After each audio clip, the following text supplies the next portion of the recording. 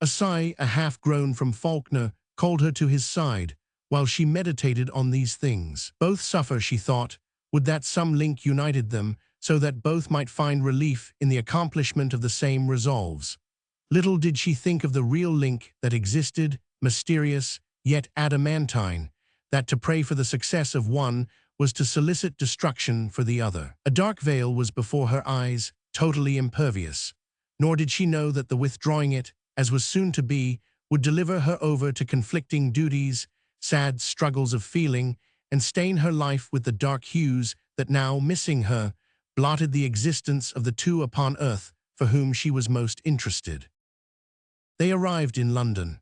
Falkner's fever was gone, but his wound was rankling, painful, and even dangerous. The bullet had grazed the bone, and this, at first neglected, and afterward improperly treated, now betrayed symptoms of exfoliation. His sufferings were great. He bore them patiently. He looked on them as an atonement. He had gone out in his remorse to die. He was yet to live, broken and destroyed.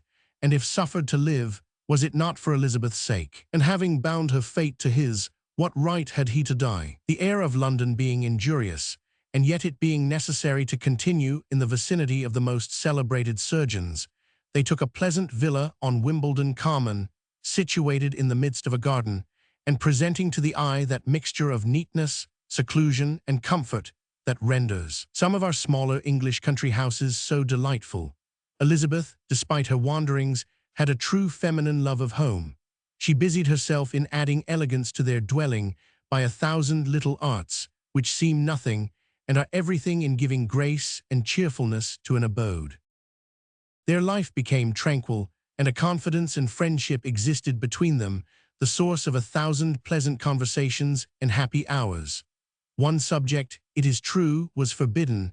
The name of Neville was never mentioned. Perhaps, on that very account, it assumed more power over Elizabeth's imagination. A casual intercourse with one, however interesting, might have faded into the common light of day, had not the silence enjoined kept him in that indistinct, mysterious darkness so favorable to the processes of the imagination.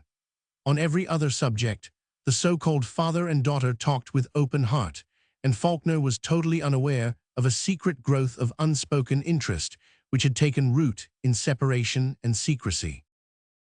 Elizabeth, accustomed to fear death for one dearest to her, and to contemplate its near approaches so often, had something holy and solemn kneaded into the very elements of her mind, that gave sublimity to her thoughts, resignation to her disposition, and a stirring, inquiring spirit to her conversation, which, separated as they were from the busy and trivial duties of life, took from the monotony and stillness of their existence, by bringing thoughts beyond the world to people the commonplace of each day's routine. Falkner had not much of this, but he had a spirit of observation, a ready memory, and a liveliness of expression and description which corrected her wilder flights, and gave the interest of flesh and blood to her fairy dreams. When they read of the heroes of old, or the creations of the poets, she dwelt on the moral to be deduced, the theories of life and death, religion and virtue therein displayed, while he compared them to his own experience, criticized their truth,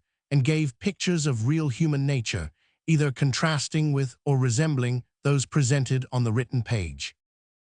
Their lives thus spent would have been equable and pleasant, but for the sufferings of Falkner, and as those diminished, another evil arose, in his eyes of far more awful magnitude. They had resided at Wimbledon about a year, when Elizabeth fell ill.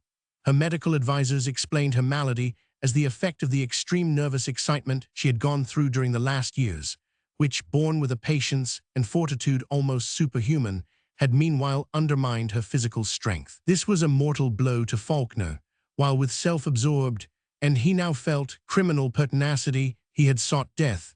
He had forgotten the results such acts of his might have on one so dear and innocent. He had thought that when she lost him, Elizabeth would feel a transitory sorrow, while new scenes, another family, and the absence of his griefs would soon bring comfort. But he lived, and the consequences of his resolve to die fell upon her. She was his victim. There was something maddening in the thought. He looked at her dear face, grown so pale, viewed her wasting form, watched her loss of appetite and nervous tremors with an impatient agony that irritated his wound and brought back malady on himself.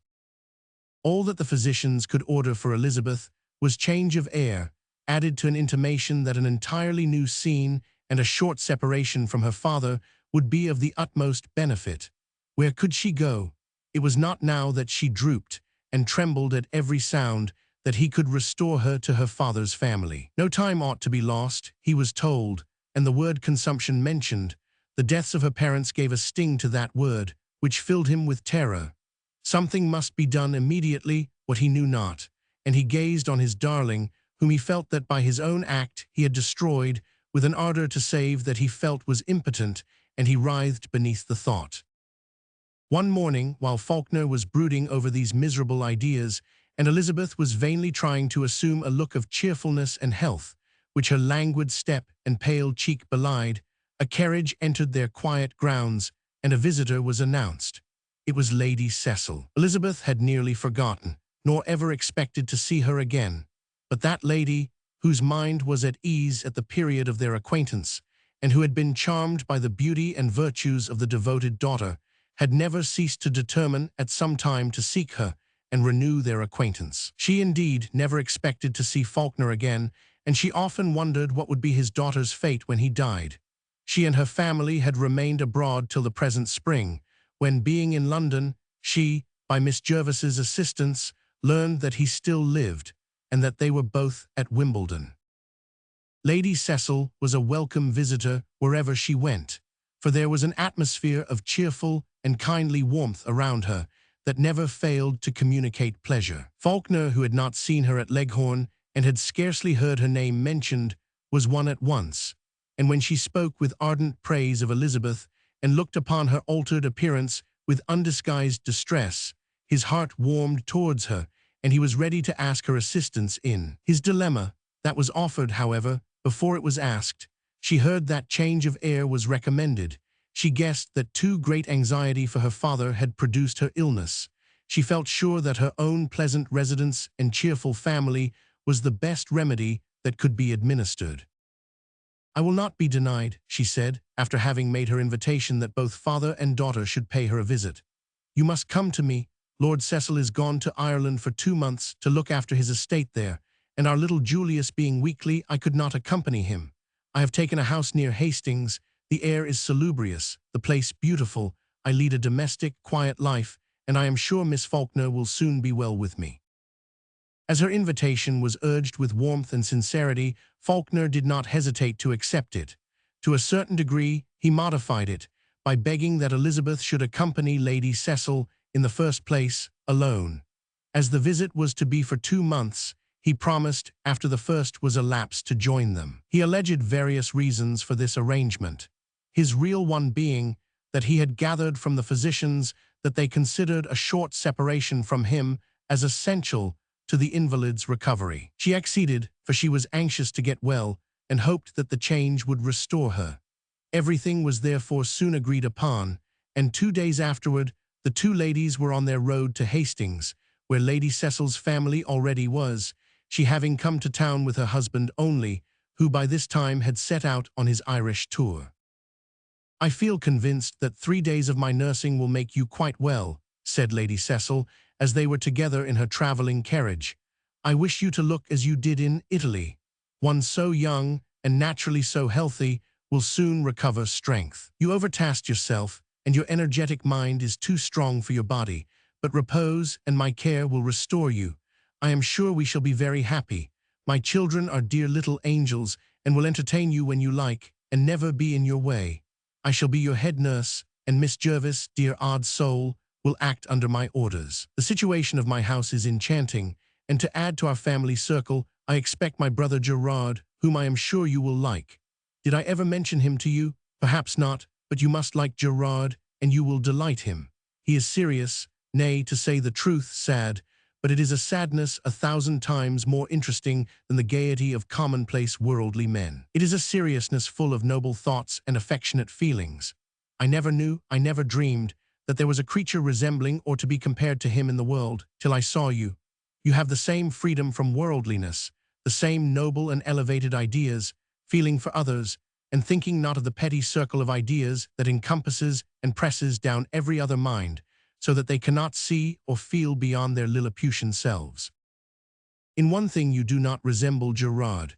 You, though quiet, are cheerful, while he, naturally more vivacious, is melancholy. You look an inquiry, but I cannot tell you the cause of my brother's unhappiness, for his friendship for me, which I highly prize, depends upon my keeping sacredly the promise I have given never to make his sorrows a topic of conversation. All I can say is that they result from a sensibility and a delicate pride which is overstrained, yet which makes me love him 10,000 times more dearly. He is better now than he used to be, and I hope that time and reason will altogether dissipate the vain regrets that embitter his life. Some new, some strong feeling may one day spring up and scatter the clouds. I pray for this, for though I love him tenderly and sympathize in his grief, yet I think it excessive and deplorable, and alas, never to be remedied, though it may be forgotten. Elizabeth listened with some surprise to hear of another so highly praised, and yet unhappy, while in her heart she thought, though this sound like one to be compared to Neville, yet when I see him, how I shall scorn the very thought of finding another as high-minded, kind, and interesting as he. She gave no utterance, however, to this reflection, and merely asked, "Is your brother older than you?" "No, younger, he is only 22, but passion and grief, endured almost since infancy, prevented him when a child from being childish, and now he has all that is beautiful in youth, with none of its follies. Pardon my enthusiasm, but you will grow enthusiastic also when you see Gerard." "I doubt that," thought Elizabeth. "My enthusiasm is spent, and I should hate myself if I could think of another as of Neville." This latent thought made the excessive praises which Lady Cecil bestowed on her brother sound almost distastefully. Her thoughts flew back to Marseille, to his sedulous attentions, their parting interview, and fixed at last upon the strange emotion Falkner had displayed when seeing him, and his desire that his name even should not be mentioned. Again she wondered what this meant, and her thoughts became abstracted. Lady Cecil conjectured that she was tired, and permitted her to indulge in her silent reveries. Chapter 14. Lady Cecil's house was situated on the heights that overlook Fairlight Bay, near Hastings. Anyone who has visited that coast knows the peculiar beauty of the rocks, downs, and groves of Fairlight. The oak which clothes each dell, and in a dwarf and clipped state, forms the hedges, imparts a richness not only to the wide landscape, but to each broken nook of ground and sequestered corner. The fern, which grows only in contiguity to the oak, giving a wild forest appearance to the glades. The mansion itself was large, convenient, and cheerful. The grounds were extensive, and from points of view you could see the wide sea, the more picturesque bay, and the undulating, varied shore that curves in towards Winchelsea. It was impossible to conceive a scene more adapted to revive the spirits and give variety and amusement to the thoughts. Elizabeth grew better, as by a miracle, the very day after her arrival, and within a week a sensible change had taken place in her appearance, as well as her health. The roses bloomed in her cheeks, her step regained its elasticity, her spirits rose even to gaiety. All was new and animating. Lady Cecil's beautiful and spirited children delighted her. It was a domestic scene, adorned by elegance and warmed by affection. Elizabeth had, despite her attachment to her father, often felt the weight of loneliness when left by him at Zante, or when his illness threw her back entirely on herself. Now on each side there were sweet, kind faces, playful, tender caresses, and a laughing mirth, cheering in its perfect innocence. The only annoyance she suffered arose from the great influx of visitors. Having lived a life disjoined from the crowd, she soon began to conceive the hermitess' delight in loneliness and the vexation of being intruded upon by the frivolous and indifferent. She found that she loved friends but hated acquaintance. Nor was this strange. Her mind was quite empty of conventional frivolities. She had not been at a ball twice in her life, and then only when a mere child, yet all had been interest and occupation. To unbend with her was to converse with a friend, to play with children, or to enjoy the scenes of nature with one who felt their beauties with her. It was hard labor, she often said, to talk with people with whom she had not one pursuit, one taste in common. Often when a barouche, crowded with gay bonnets, appeared, she stole away. Lady Cecil could not understand this. Brought up in the thick of fashionable life, no person of her clique was a stranger, and if any odd people called on her, Still, they were in some way entertaining, or if bores are an integral portion of life, not to be shaken off with impunity, for, as oysters, they often retain the fairest pearls in close conjunction. "You are wrong," said Lady Cecil. "You must not be a savage. I cannot have mercy on you. This little jagged point in your character must be worn off. You must be as smooth and glossy in exterior as you are incalculably precious in the substance of your mind." Elizabeth smiled, but not the less when a sleek, self-satisfied dowager, all smiles to those she knew, all impertinent scrutiny to the unknown, and a train of ugly old women in embryo called, for the present, Mrs., followed, each honoring her with an insolent stare. There was a spirit in her feet, and she could not stay, but hurried out into the woodland dells, and with a book, her own reveries, and the beautiful objects around her as her companions, and feeling ecstatically happy both at what she possessed and what she had escaped from. Thus it was one day that she deserted Lady Cecil, who was smiling sweetly on a red-faced gouty squire, and listening placidly to his angry wife, who was complaining that her name had been put too low down in some charity list. She stole out from the glass door that opened on the lawn, and delighted that her escape was secure, hurried to join the little group of children whom she saw speeding beyond into the park. "Without a bonnet, Miss Falkner," cried Miss Jervis. "Yes, and the sun is warm. You are not using your parasol, Miss Jervis. Lend it me, and let us go into the shade." Then, taking her favorite child by the hand, she said, "Come, let us pay visits. Mamma has got some visitors, so we will go and seek for some. There is my lord dear and pretty Lady Doe. Ah, pretty Miss Fawn, what a nice dappled frock you have on." The child was enchanted, and they wandered on through the glades, among the fern, into a shady dell, quite at the other side of the park, and sat down beneath a spreading oak tree. By this time they had got into a serious talk of where the clouds were going, and where the first tree came from, when a gentleman, who had entered the park gates unperceived, rode by, and pulling up his horse suddenly, with a start, and an exclamation of surprise, he and Elizabeth recognized each other. "Mr. Neville," she cried, and her heart was full in a moment of 1,000 recollections, of the gratitude she owed, their parting scene, and the many conjectures she had formed about him since they separated. He looked more than pleased, and the expression of gloomy abstraction which his face too often wore was lighted up by a smile that went straight to the heart. He sprung from his horse, gave the rein to his groom, and joining Elizabeth and her little companion, walked towards the house. Explanations and surprise followed. He was the praised, expected brother of Lady Cecil.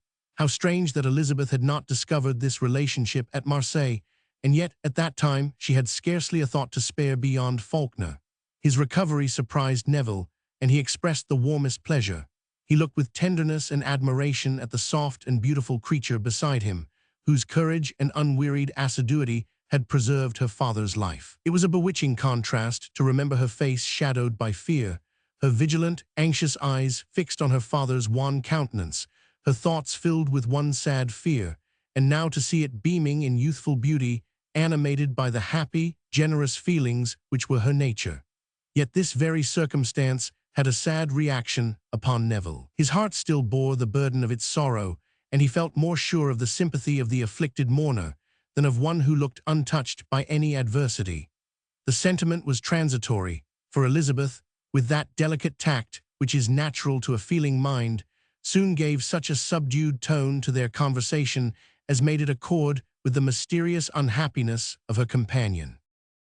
When near the house, they were met by Lady Cecil, who smiled at what she deemed a sudden intimacy naturally sprung between two who had so many qualities in common. Lady Cecil really believed them made for each other, and had been anxious to bring them together, for being passionately attached to her brother and grieving at the melancholy that darkened his existence, she thought she had found a cure in her new friend, and that the many charms of Elizabeth would cause him to forget the misfortunes on which he so vainly brooded. She was still more pleased when an explanation was given, and she found that they were already intimate, already acquainted with the claims each possessed to the other's admiration and interest, and each naturally drawn to seek in the other that mirror of their better nature, that touch of kindred soul, which showed that they were formed to share existence, or, separated, to pine eternally for a reunion.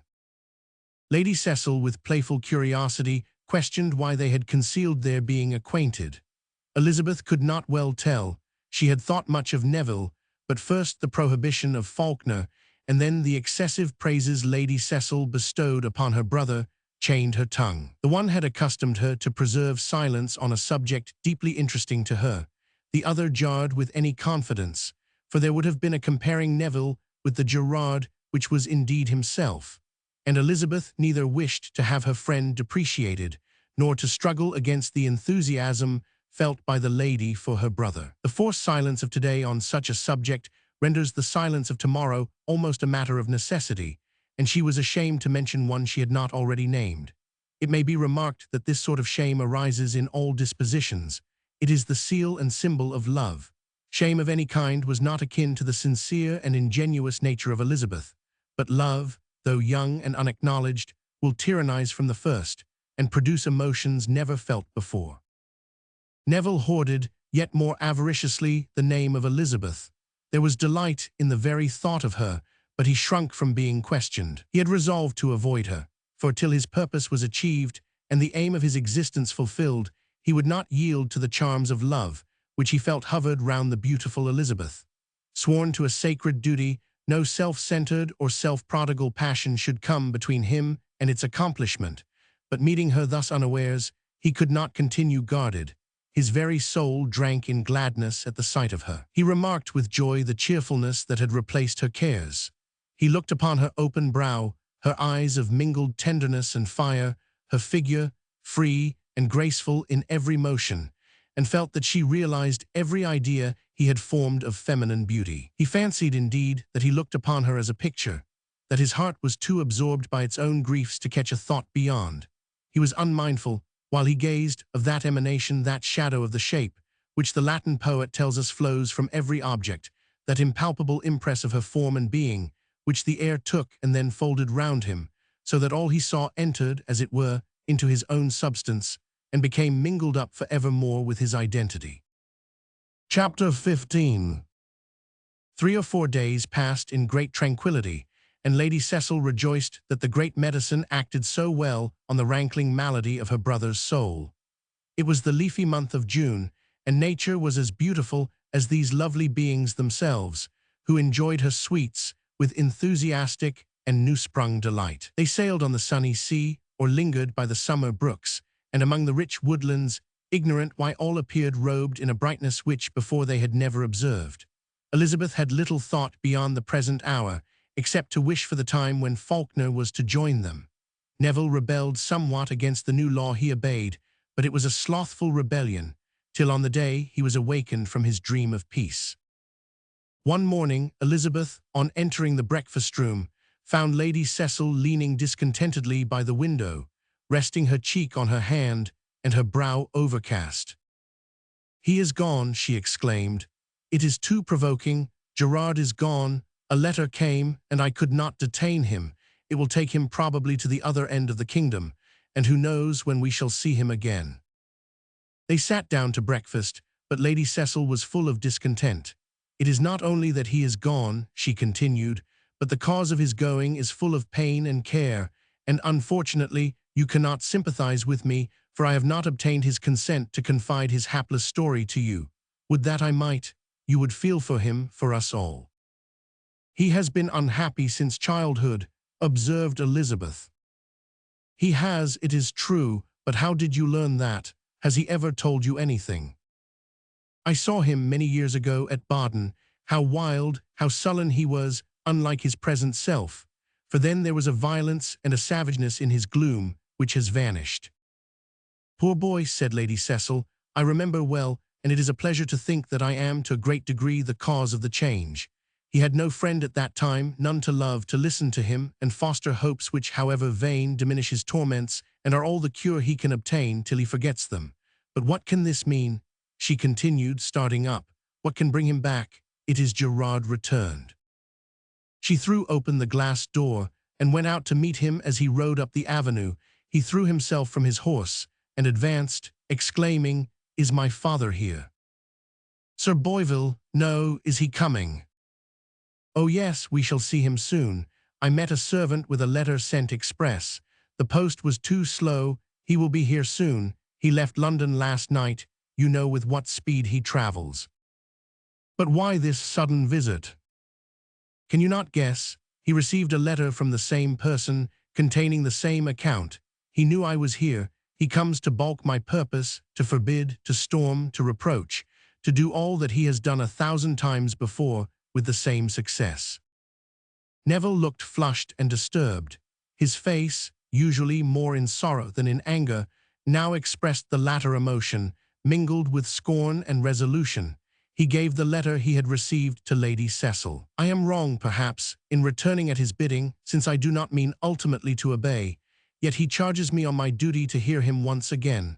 So I am come to hear, to listen to the old war of his vanity with what he calls my pride, his vindictiveness with my sense of duty, his vituperation of her I worship, and I must bear this. Lady Cecil read the letter, and Neville pressed Elizabeth's hand and besought her excuse, while she, much bewildered, was desirous to leave the room. At this moment the noise of a carriage was heard on the gravel. "He is here," said Neville. "See him first, Sophia. Tell him how resolved I am, how right in my resolves. Try to prevent a struggle as disgraceful as vain, and most so to my father, since he must suffer defeat." With a look of much distress, Lady Cecil left the room to receive her new guest, while Elizabeth stole out by another door into the grove and mused under the shady covert on what had passed.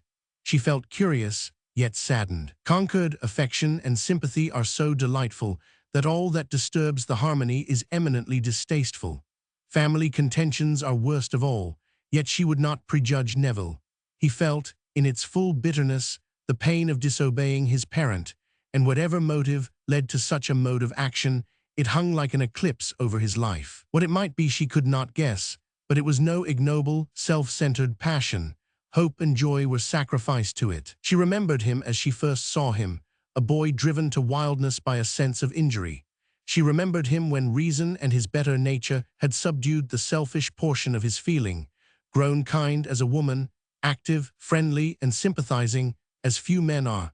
She recollected him by Falkner's sick couch, and when he took leave of her, auguring that they should meet in a happier hour. That hour had not yet come, and she confessed to herself that she longed to know the cause of his unhappiness, and wondered whether, by counsel or sympathy, she could bring any cure. She was plunged in reverie, walking slowly beneath the forest trees, when she heard a quick step brushing the dead leaves and fern, and Neville joined her. "I have escaped," he cried, "and left poor Sophie to bear the scoldings of an unjust and angry man. I could not stay, it was not cowardice, but I have recollections joined to such contests that make my heart sick. Besides, I should reply, and I would not willingly forget that he is my father." "It must be indeed painful," said Elizabeth, "to quarrel with, to disobey a parent. Yet there are motives that must excuse it. Do you remember the character of Hamlet, Miss Falkner?" "Perfectly. It is the embodying of the most refined, the most genuine, and yet the most harrowing feelings and situation that the imagination ever conceived." "I have read that play," said Neville, "till each word seems instinct with a message direct to my heart, as if my own emotions gave a conscious soul to every line." Hamlet was called upon to avenge a father. In execution of his task, he did not spare a dearer, a far more sacred name. If he used no daggers with his mother, he spoke them, nor winced, though she writhed beneath his hand. Mine is a lighter yet a holier duty. I would vindicate a mother without judging my father, without any accusation against him. I would establish her innocence. Is this blamable? What would you do, Miss Falkner, if your father were accused of a crime?" "My father and a crime? Impossible!" exclaimed Elizabeth, for strange to say, all the self-accusations of Falkner fell empty on her ear. It was a virtue in him to be conscience-stricken for an error. Of any real guilt, she would have pledged her life that he was free. "Yes, impossible," cried Neville. "Doubtless it is so, but did you hear his name stigmatized? Shame attend your very kindred to him. What would you do? Defend him, prove his innocence, would you not? A life were well sacrificed to such a duty. And to that very duty mine is devoted. In childhood I rebelled against the accusation with vain but earnest indignation. Now I am calmer because I am more resolved. But I will yield to no impediment, be stopped by no difficulty, not even by my father's blind commands. My mother, Dear name, dearer for the ills attached to it, my angel mother shall find an unfaltering champion in her son. You must not be angry, he continued, in reply to her look of wonder, that I mention circumstances which it is customary to slur over and conceal. It is shame for me to speak, for you to hear, my mother's name. That very thought gives a keener edge to my purpose. God knows what miserable truth is hidden by the veils which vanity, revenge, and selfishness have drawn around my mother's fate. But that truth, though it be a bleeding one, shall be disclosed, and her innocence be made as clear as the sun now shining above us. It is dreadful, very dreadful, to be told, to be persuaded that the idol of one's thoughts is corrupt and vile. It is no new story, it is true. Wives have been false to their husbands ere now, and some have found excuses, and sometimes been justified. It is the manner makes the thing. That my mother should have left her happy home, which under her guardian eye was paradise, have deserted me, her child, whom she so fondly loved, and who, even in that unconscious age, adored her, and her poor little girl, who died neglected. That year after year she has never inquired after us, nor sent nor sought a word, while following a stranger's fortune through the world. That she whose nightly sleep was broken by her tender cares, whose voice so often lulled me, and whose every thought and act was pure as an angel's, that she, tempted by the arch-fiend, strayed from hell for her destruction, should leave us all to misery, and her own name to obloquy. No, no, the earth is yet sheltered by heaven, and sweet and good things abide in it, and she was and is among them sweetest and best. Neville was carried away by his feelings, while Elizabeth, overpowered by his vehemence, astonished by the wild, strange tale he disclosed, listened in silence, yet an eloquent silence, for her eyes filled with tears, and her heart burned in her bosom with a desire to show how entirely she shared his deep emotion. I have made a vow, he continued. It is registered in heaven, and each night as I lay my head on my pillow I renew it. And beside you, the best of earthly things, now that my dear mother is gone, I repeat that I devote my life to vindicate her who gave me life, and my selfish, revengeful father is here to impede, to forbid, but I trample on such obstacles as on these dead leaves beneath our feet. You do not speak, Miss Falkner.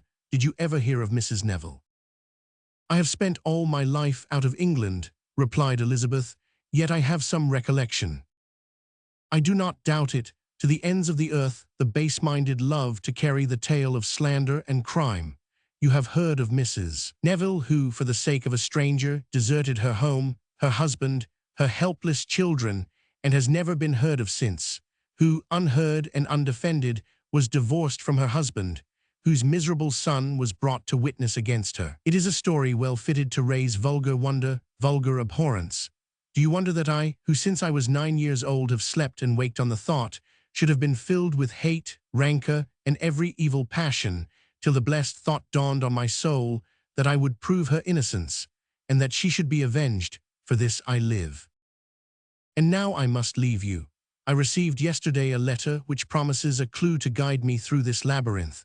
Wherever it leads, there I follow.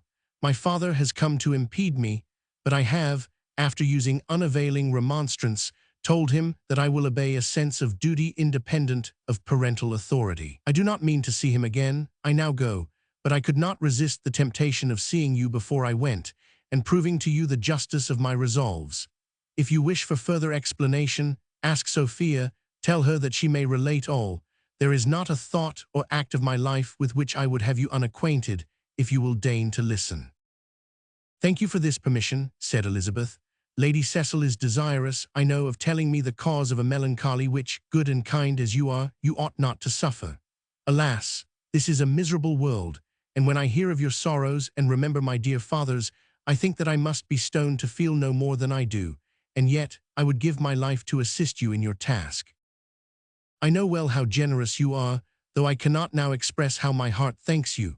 I will return before you leave my sister. Wherever fate and duty drives me, I will see you again. They returned towards the house, and he left her. His horse was already saddled and standing at the door.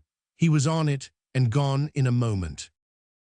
Elizabeth felt herself as in a dream when he was gone, yet her heart and wishes went with him, for she believed the truth of all he said, and revered the enthusiasm of affection that impelled his actions. There was something wild and proud in his manner, which forcibly reminded her of the boy of 16 who had so much interested her girlish mind, and his expressions, indignant and passionate as they were, yet vouched, by the very sentiment they conveyed, for the justice of his cause.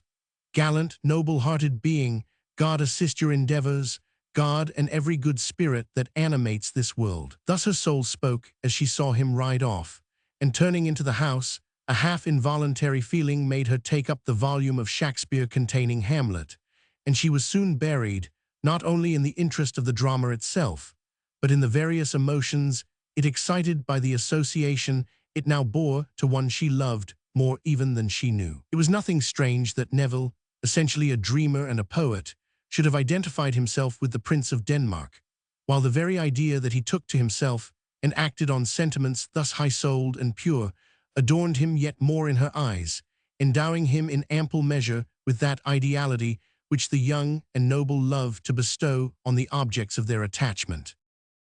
After a short time, she was interrupted by Lady Cecil, who looked disturbed and vexed. She said little, except to repine at Gerard's going and Sir Boyville's stay.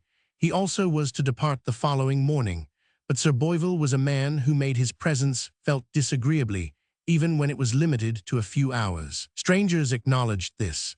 No one liked the scornful, morose old man, and a near connection, who was open to so many attacks, and sincerely loved one whom Sir Boyville pretended most to depreciate, was even more susceptible to the painful feelings he always contrived to spread round him. To despise everybody, to contradict everybody with marks of sarcasm and contempt, to set himself up for an idol, and yet to scorn his worshippers.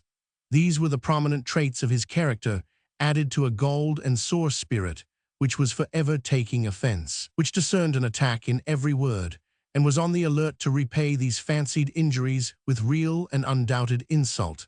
He had been a man of fashion, and retained as much good breeding as was compatible with a techy and revengeful temper. This was his only merit. He was nearly 70 years of age, remarkably well preserved, but with strongly marked features, and a countenance deeply lined, set off by a young-looking wig, which took all venerableness from his appearance without bestowing juvenility. His lips were twisted into a sneer, and there was something in his evident vanity that might have provoked ridicule, but that traces of a violent, unforgiving temper prevented him from being merely despicable, while they destroyed every particle of compassion with which he might have been regarded, for he was a forlorn old man, separating himself from those allied to him by blood or connection, excellent as they were. His only pleasure had been in society, secluding himself from that, or presenting himself only in crowds, where he writhed to find that he went for nothing. He was miserable, yet not to be comforted, for the torments he endured were integral portions of his own nature. He looked surprised to see Elizabeth, and was at first very civil to her, with a sort of old-fashioned gallantry which, had it been good-humored, might have amused, but as it was, appeared forced, misplaced, and rendered its object very uncomfortable. Whatever Lady Cecil said, he contradicted. He made disagreeable remarks about her children, prophesying in them so much future torment, and when not personally impertinent, amused them by recapitulating all the most scandalous stories rife in London of unfaithful wives and divided families, absolutely gloating with delight when he narrated anything peculiarly disgraceful. After half an hour, Elizabeth quite hated him, and he extended the same sentiment to her on her bestowing a meed of praise on his son. "Yes," he said in reply, "Gerard is a very pleasant person. If I said he was half madman, half fool, I should certainly say too much, and appear an unkind father. But the sort of imbecility that characterizes his understanding is, I think, only equaled by his self-willed defiance of all laws which society has established. In conduct, he very much resembles a lunatic armed with a weapon of offense, which he does not fear himself, and deals about on those unfortunately connected with him with the same indifference to wounds." On this speech, Lady Cecil coloured and rose from the table, and her friend gladly followed, leaving Sir Boyville to his solitary wine. Never had Elizabeth experienced before the intolerable weight of an odious person's society. She was stunned. "We have but one resource," said Lady Cecil. "You must sit down to the piano. Sir Boyville is too polite not to entreat you to play on, and too weary not to fall asleep. He is worse than ever." "But he is your father," cried Elizabeth, astonished. "No, thank heaven," said Lady Cecil. "What could have put that into your head? Oh, I see, I called Gerard my brother. Sir Boyvill married my poor mother, who is since dead. We are only connected, I am happy to say. There is no drop of his blood in my veins, but I hear him coming. Do play something of hers. The noise will drown every other sound and even astonish my father-in-law." The evening was quickly over, for Sir Boyvill retired early. The next morning he was gone, and the ladies breathed freely again. It is impossible to attempt to describe the sort of moral nightmare the presence of such a man produces. "Do you remember in Madame de Sevigne's letters," said Lady Cecil, "where she observes that disagreeable society is better than good, because one is so pleased to get rid of it? In this sense, Sir Boyvill is the best company in the whole world. We will take a long drive today to get rid of the last symptoms of the Sir Boyvill fever." "And you will tell me what all this mystery means," said Elizabeth. "Mr. Neville gave some hints yesterday, but referred me to you. You may tell me all." "Yes, I am aware," replied Lady Cecil. "This one good, at least, I have reaped from Sir Boyvill's angry visit. I am permitted to explain to you the causes of our discord and of dear Gerard's sadness. I shall win your sympathy for him and exculpate us both. It is a mournful tale, full of unexplainable mystery, shame, and dreaded ill. It fills me perpetually with wonder and regret, nor do I see any happy termination except in the oblivion in which I wish that it was buried. Here is the carriage. We will not take any of the children with us, that we may suffer no interruption." Elizabeth's interest was deeply excited, and she was as eager to listen as her friend to tell. The story outlasted a long drive. It was ended in the dusky twilight, as they sat after dinner, looking out on the summer woods, while the stars came out twinkling amid the foliage of the trees, and the deer kept close to graze.